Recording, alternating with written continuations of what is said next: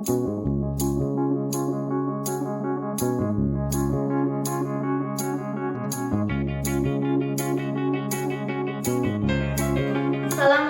warahmatullahi wabarakatuh. Bertemu lagi di pembelajaran kimia bersama Ibu Lucy Andriani. Melanjutkan materi yang kemarin, kita akan masuk ke materi yang kedua, yaitu struktur atom dan sistem periodik unsur. Kalau yang kemarin kita udah belajar nih tentang atom sedikit-sedikit kan?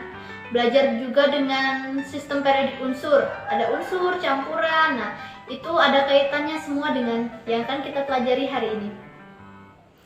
Kita akan belajar yang pertama itu mengenai struktur atom. Jadi struktur atom itu dikembangkan oleh beberapa ilmuwan. Yang pertama ditemukan oleh John Dalton pada tahun 1805 melalui hukum kekerasan massa dan hukum perbandingan tetap, yang isinya atom adalah partikel kecil yang tidak dapat dimusnahkan. Dan atom yang sejenis itu sama dalam segala hal, dan atom yang tidak sejenis akan berbeda dalam segala hal. Yang kedua, atom dikembangkan lagi nih oleh si J.J. Thomson.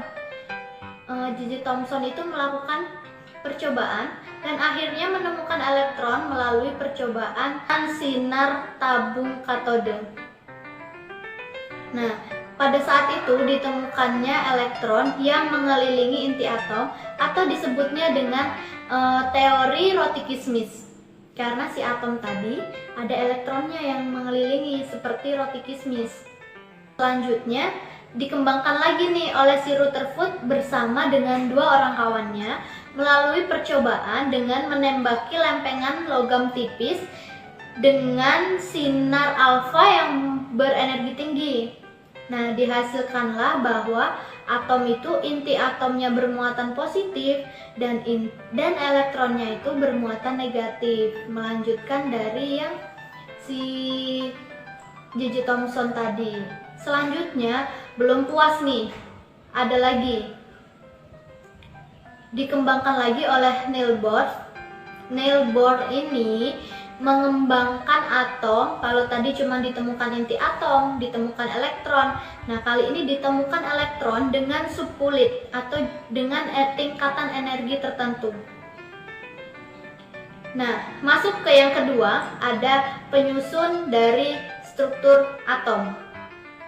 Penyusun struktur atom ini ada 3. Yang pertama ada elektron bermuatan negatif. Yang kedua ada proton yang bermuatan positif, dan yang ketiga ada neutron yang bermuatan netral atau tidak bermuatan. Selanjutnya kita masuk ke susunan atom. Yang pertama ada nomor atom dan nomor massa. Nomor atom itu sama dengan jumlah proton dan juga sama dengan jumlah elektron. Bisa kita lihat. Yang kedua ada nomor massa. Nah, nomor massa itu ada jumlah proton ditambah dengan jumlah neutronnya. Selanjutnya, kita akan belajar dari notasi ataupun lambang-lambang yang ada pada atom. Nah, bisa kita lihat di sini, lambang X itu adalah lambang dari atomnya. Terus ada lambang A. A itu lambang dari nomor massa, dan juga Z itu adalah lambang dari nomor atom. Selanjutnya, kita akan belajar tentang jumlah proton, elektron, dan juga jumlah neutron. Nah, itu bisa dilihat jumlah proton di situ Z, dan juga jumlah elektron di situ Z dikurang dengan muatan, dan ada juga jumlah neutron di mana A dikurang dengan Z. Untuk lebih jelasnya, Ibu akan kasih kalian contoh soal. Contoh soalnya. Nah, dari sini kita bisa lihat berapa jumlah elektronnya, berapa jumlah protonnya, berapa jumlah neutronnya.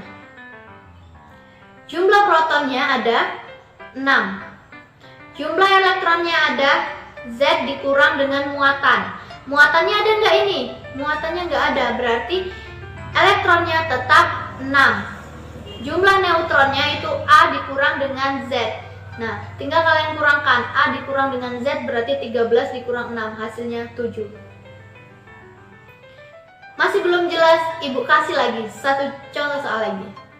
Ada berapa jumlah protonnya? Jumlah protonnya ada 7. Berapa jumlah elektronnya? Kita lihat muatannya, ada apa enggak? Enggak ada muatannya, berarti jumlah elektronnya sama dengan 7. Jumlah neutronnya tinggal dikurangkan, 14 dikurang dengan 7. Hasilnya berapa? 7. Oke. Kalau kalian sudah paham mengenai materi ini, selanjutnya Ibu akan kasih beberapa tugas untuk kalian kerjakan di rumah. Ini dia tugasnya. Silakan kalian kerjakan di rumah ya. Kita akan belajar mengenai isotop, isobar, dan isoton.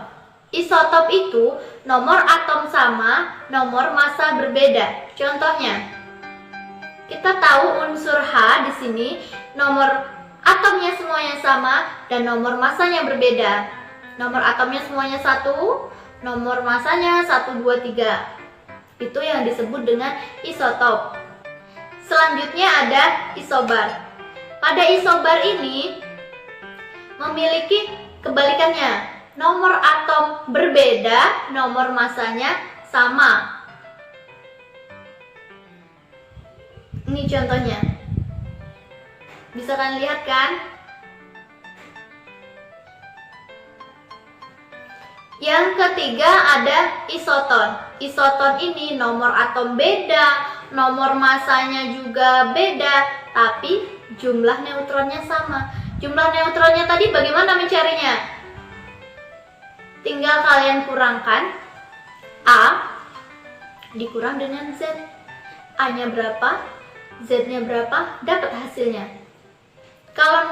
Kalau jumlah neutronnya sama, berarti dia disebut dengan isoton.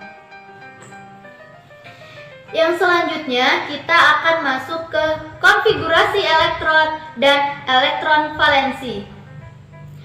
Konfigurasi elektron itu sudah dijelaskan dalam atom Bohr. Atom Bohr itu kan ada tingkatan-tingkatan tertentu. Nah, di sini kita akan mengisi tingkatan-tingkatannya dengan jumlah maksimum elektron dan juga ada N kecil nomor kulit. Untuk itu, kalian harus tahu dulu mengenai kulit, nomor kulit, dan jumlah maksimum untuk mengisi kulit tersebut. Ibu kasih dulu tabelnya. Nah, bisa kalian perhatikan di situ untuk tabelnya. Supaya kalian lebih jelas, Ibu akan kasih beberapa contoh untuk kalian pahami. Soalnya ada sulfur 16. Tinggal kita masukkan saja. Subkulit K hanya boleh terisi maksimum 2. Kita masukkan 2. Subkulit L hanya boleh terisi maksimum 8. Kita masukkan 8. Dan subkulit M hanya boleh terisi 18. Tapi di sini tidak sampai 18 karena 2 ditambah 8 sudah 10. Jadi hanya kita masukkan sisanya saja, yaitu 6. Nah, dari sini kita bisa menyimpulkan elektron valensinya. Karena elektron valensi itu menunjukkan jumlah elektron pada kulit terluarnya. Jadi kulit terluarnya berapa? 6. Berarti elektron valensi dari 16 sulfur itu adalah 6. Untuk lebih jelasnya, kalian bisa coba tugas yang Ibu berikan.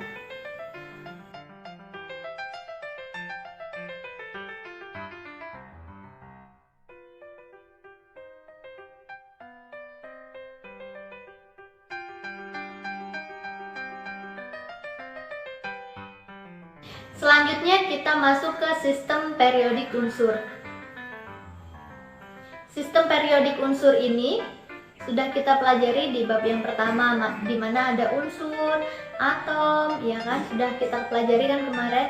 Nah, Ibu akan tampilkan dulu sistem periodik unsurnya. Seperti ini. Sistem periodik unsur ini ada yang namanya golongan. Bisa dilihat golongan itu adalah lajur yang tegak. Dan juga ada periode. Periode ini adalah lajur yang horizontal. Nah, bagaimana suatu unsur itu bisa menempati golongan ini, periode ini? Kita akan belajar mengenai itu nanti. Dan juga golongan itu ada yang dinamakan golongan 1A, 2A, 3A, 4A, 5A. Nah, bisa kalian lihat dalam tabelnya. Golongan 8A itu dinamakan dengan golongan gas mulia karena semuanya memiliki memiliki jumlah elektron yang maksimum 2, 8. Bisa kalian lihat kan? Nanti juga akan belajar mengenai periode 1, periode 2. Nah, periode 1 itu adalah periode yang sangat pendek. Karena apa? Di sistem periodik unsur tadi,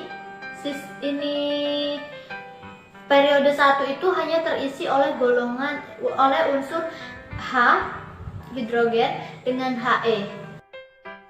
Selanjutnya kita akan belajar menentukan golongan dan periode dari suatu unsur.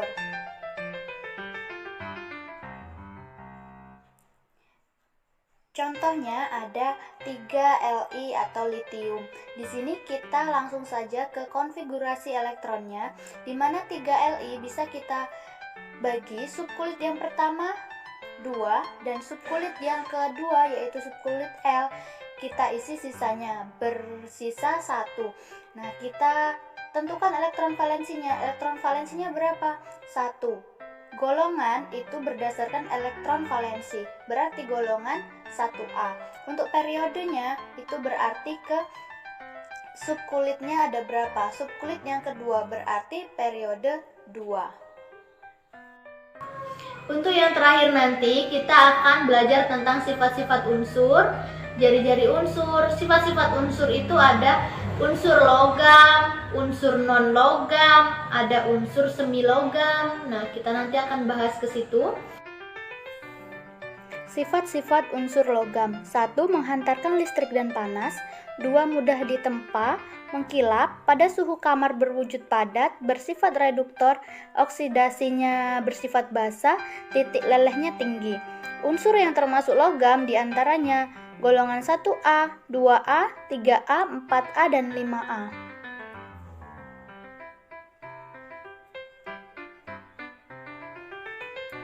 Yang kedua ada sifat-sifat unsur non-logam. Ini kebalikan dari unsur logam. Bisa kalian baca. Di antaranya tidak menghantarkan listrik. Nah, unsur-unsur non-logam itu golongan 4A, karbon, golongan 5A, ada N itu nitrogen. Selebihnya bisa kalian baca sendiri. Yang selanjutnya ada unsur metaloid, adalah unsur perbatasan yang sifat unsurnya kadang-kadang logam, kadang-kadang non-logam. Untuk contohnya bisa kalian lihat. Sifat-sifat keperiodikan unsur. Yang pertama jari-jari atom, 2 afinitas elektron, 3 energi ionisasi, 4 keelektronegatifan, 5 unsur logam, dan 6 kereaktifan.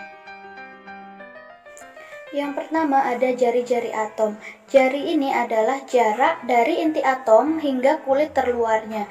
Dalam satu golongan dari atas ke bawah, maka jari-jarinya akan semakin bertambah panjang, dan begitu pula sebaliknya. Selanjutnya ada afinitas elektron. Afinitas elektron adalah besarnya energi yang dilepas atau diserap oleh atom netral dalam bentuk gas pada penangkapan satu elektron untuk membentuk ion negatif.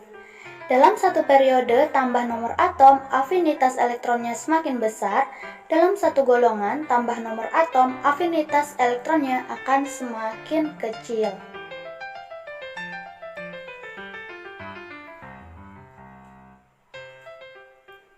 Selanjutnya ada energi ionisasi. Energi ionisasi adalah energi yang diperlukan untuk melepaskan elektron terluar dari atom. Dalam satu periode, bertambah nomor atomnya, maka energi ionisasinya semakin besar. Dalam satu golongan, bertambah nomor atomnya, energi ionisasinya akan semakin kecil. Yang selanjutnya ada keelektronegatifan. Ini adalah kecenderungan suatu atom untuk bermuatan negatif dan untuk menangkap elektron dari atom yang lain. Dalam satu periode, tambah nomor atom keelektronegatifannya semakin besar, dan dalam satu golongan, tambah nomor atom keelektronegatifannya akan semakin kecil. Selanjutnya ada sifat logam. Dalam satu periode, tambah nomor atomnya sifat logam akan semakin kecil, dan dalam satu golongan tambah nomor atomnya, maka logam akan semakin besar. Yang terakhir ada kereaktifan. Kereaktifan merupakan kecenderungan zat untuk berubah atau bereaksi secara kimia pada unsur logam. Semakin ke bawah akan semakin reaktif, dan semakin ke atas atau semakin non-logam akan semakin reaktif juga. Untuk itu, ini Ibu sampaikan ringkasan dari sistem keperiodikan unsur.